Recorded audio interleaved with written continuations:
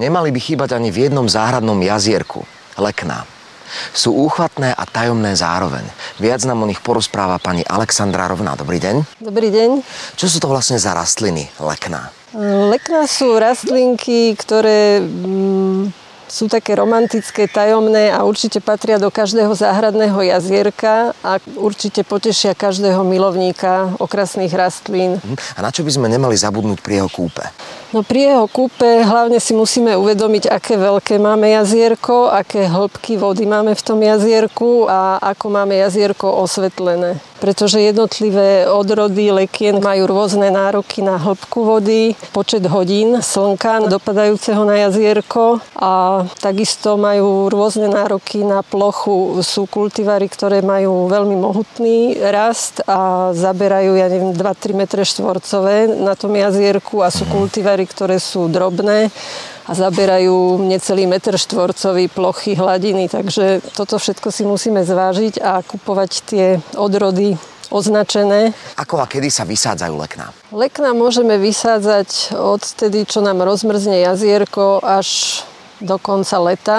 Vysádzame ich buď do nádob, alebo priamo do substrátu, ílu a štrku na dne jazierka. Čo na to potrebujeme? Potrebujeme na to väčšiu nádobu, najlepšie čiernu, trocha čistej rašeliny nehnojenej, ktorú dáme na dno tej nádoby. Otvory na dne musia byť tou rašelinou upchaté, lebo rašelina je vláknitá a do tej vody nevypadáva. Kdežto íl, keď sa namočí, je tekutý a vyteká cez tie otvory do jazierka. Dáme spodnú vrstvu ílovitej zeminy, ktorú si môžeme nakopať aj vo vlastnej záhrade. Nemusíme používať tie záhradnícke substráty. Keď tam máme naplnený ten kvetináč asi do polovice, utlačíme si ho. Potom si rozložíme po okrajoch hnojivo. Na takúto nádobu môžeme dať 5-6. Prečo to dávate len na okraj? Pretože väčšina tých koreňov je vždycky po obvode toho kvetináča, lebo ďalej sa samozrejme nemôžu dostať. A teraz lekno vložíme do stredu, dosypeme tou ílovitou zeminou, ten íl znova utlačíme a na záver pridáme navrch piesok, ktorý zabráni kaleniu. Keď máme v jazierku nejaké väčšie ryby, tak musíme dať navrch aj pomerne hrubý štrk alebo kamene.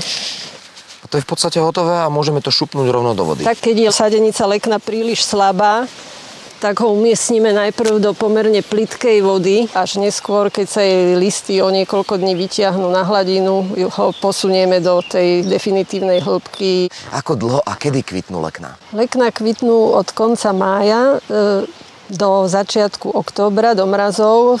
Otvárajú sa od skorých ranných hodín až do neskorých podvečerných hodín, ale väčšina kultivárov do 14. hodiny, čo pre tých, ktorí sú pracujúci, je dosť nepotešujúca okolnosť. Si to nevychutnajú v plnej kráse. Si to nevychutnajú, ale je teda zo pár odrôd, treba si to všímať. Ostávajú otvorené dlho do večera. Akých chýb sa najčastejšie dopúšťajú pestovatelia lekien? Tak najväčšou chybou býva, ak si pestovateľ k leknám vypustí korytnačku veľkých kojkaprov alebo použije prípravky proti vláknitým riasam v príliš vysokej koncentrácii, ktorá tieto lekná spáli. No a čo škodcovia? Najčastejším škodcom lekien je chorobák z príbuzenstva pásavky zemiakovej, ktorý požiera listy lekien a môžeme ho ničiť len mechanicky, pretože insekticídy sú vo vode veľmi toxické pre všetky vodné organizmy, vrátane našich rybičiek. Takže nám nezostáva nič iné, iba nasadiť gumáky a šup do vody.